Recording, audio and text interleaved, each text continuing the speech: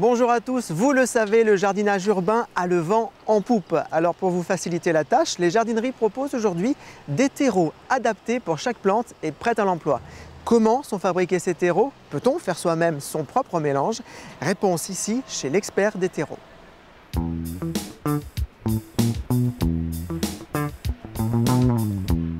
Comment choisir un bon terreau? Eh bien, un bon terreau retient l'eau pour la redistribuer à la plante. Il est capable de se réhumecter très facilement, même après une longue période de sécheresse. Il est aussi capable de gérer les excès et les manques d'eau. Également, il doit être aéré et surtout adapté pour chaque plante.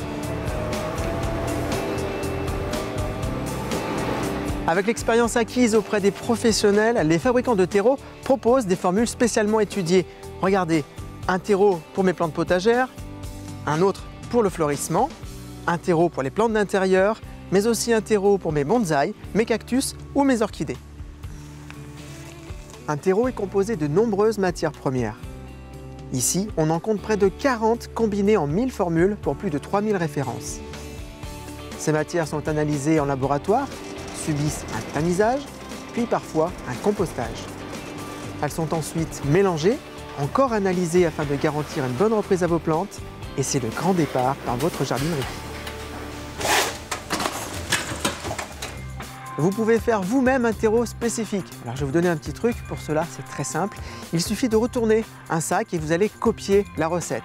Par exemple, on va prendre le terreau bonsaï. Eh bien, il est composé à partir de tourbes, de terre végétale, d'écorce de pin et de pouzzolane. C'est vrai que ça a l'air assez simple comme cela, mais attention, le terreau est un produit beaucoup plus technique qu'il n'en a l'air et votre mélange terreux sera toujours beaucoup moins performant que ceux commercialisés. Alors au verso d'un sac de terreau, on retrouve sa composition, bien sûr, mais il y a également des termes un petit peu techniques. On peut avoir un décryptage? Alors c'est vrai Franck, c'est un peu compliqué pour le jardinier amateur de savoir ce qui est écrit derrière. Donc les informations qu'on va trouver vont concerner d'une part l'enrichissement, c'est-à-dire la quantité d'engrais. Ça se traduit par la conductivité, qui est la quantité de sels minéraux disponibles. On peut avoir également le pH, qui va donner l'acidité du produit.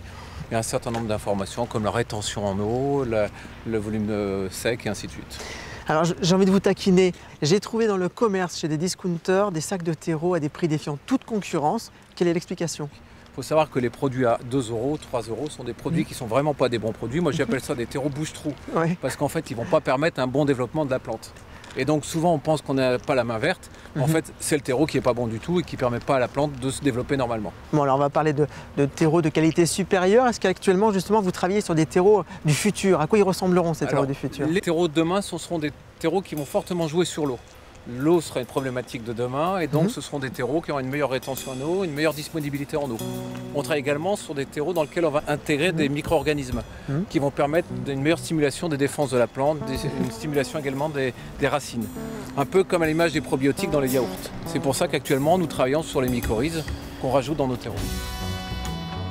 Et oui, la nouveauté, ce sont des mélanges enrichis en mycorhizes. Ils associent un champignon microscopique, la mycorhize, au terreau. Et tout se passe ici, au niveau des racines. Le résultat, moins de 30% d'engrais, 2 fois moins d'arrosage pour des plantes beaucoup plus résistantes, beaucoup plus belles et un potager beaucoup plus productif.